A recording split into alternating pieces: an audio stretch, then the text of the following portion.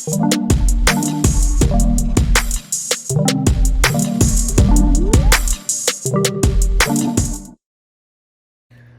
is happening, everyone? The football therapist here, ready to talk Superflex rookie mock draft. We're going to be doing one today. We're going to be going over some of the players. And we're going to try to give you a little insight on what we think should happen in these rookie drafts. Now, again, it all depends on your certain team construction. I don't have any rosters in front of me. We're just doing picks based on best player available. But if you're in this spot here and you don't need a quarterback, you may need a running back, you may have to go with Naji Harris. If you need a wide receiver, you may have to go Jamar Chase. If you have a lot of talent at these positions, you may be able to grab a guy like Kyle Pitts and have the luxury of the elite tight end prospect with your pick. But for this video, we're just kind of going to go with what we would do at this spot. Now, looking at the first three players taken, Trevor Lawrence going to be going number 1 in most drafts, if not all drafts. Justin Fields, with that rushing upside, potentially landing in San Francisco, could make him the number 2 overall prospect in Superflex formats for your rookies and lock him in if he lands there. Of course, if he doesn't land there, that could be Trey Lance, who's here at 3. He has a ton of upside. He could potentially be in this number 2 to 3 range. It all depends, of course, on where these guys are landing. But for right now, I like the order of this. Trevor Lawrence, Justin Fields, Trey Lance. For me, if I'm looking at this, I'm going with the elite wide receiver prospect in Jamar Chase. I think that he's going to be a top 5 wide receiver within 2 to 3 years. He has an elite profile. You watch his tape, he's just incredible. I love everything about him. And I would want him on most of my dynasty teams, if not all of them. Naji Harris is that bell cow running back. I think that if you need a running back there, you definitely could take him. You could argue Naji could go as high as number 3 or 2. I wouldn't mind it. It's all personal preference and based on team construction. Zack Wilson at 6, most likely going to the Jets. I'd say it's about a 95% certainty, if not more. I like the landing spot with Robert Salah there. I think that they need to get him a little bit more weapons. However, if they can develop him and get him the weapons, he's definitely worthy of being in this 4 to 6 range and potentially being a quarterback 1 for fantasy in the future. We got Travis Etienne and Javonte Williams.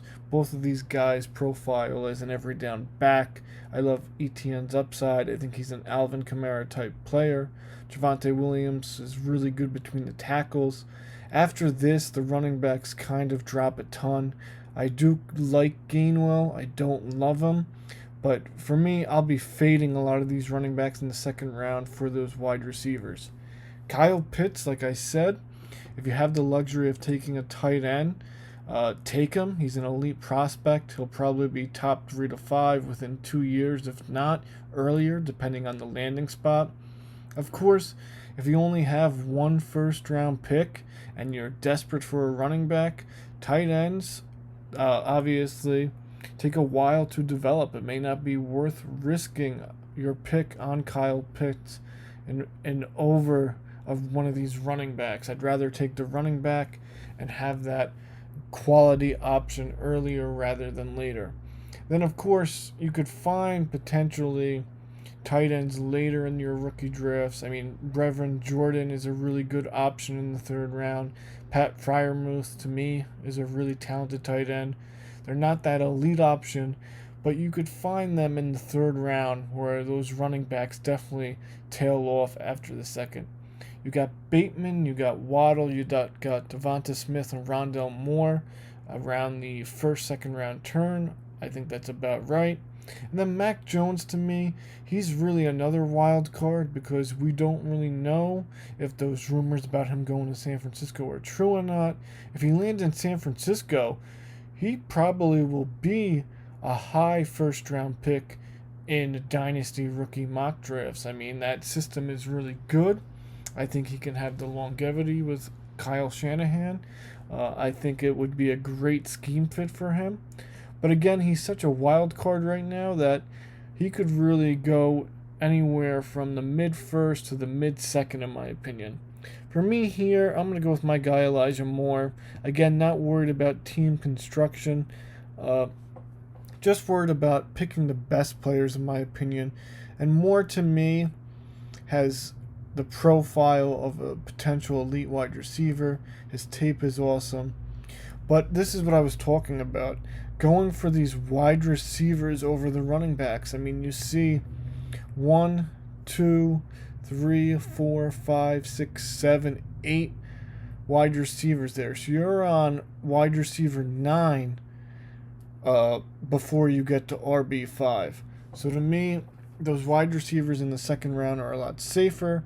They have more of an upside, in my opinion, than these running backs. And it's a really good draft if you're needing wide receivers. Here in the third round, I'll probably take Tamori and Terry, another guy, wide receiver who has a ton of upside. And again, I'm not really worried about the positions. I'm not worried about the roster construction here. I'm just giving you my thoughts that this is a very weak running back class. These second and third round wide receivers have a lot of potential. Seth Williams, Diami Brown, Tamori, and Terry all have great potential, in my opinion, to be wide receiver 2s at the fantasy level. And I would take any one of those guys over Jamar Jefferson at this point. So let me know what you guys think about this rookie draft. Let me know what you guys think about the Superflex format, who you'll be fading, who you'll be trying to draft. And I look forward to hearing from you guys soon. Thank you.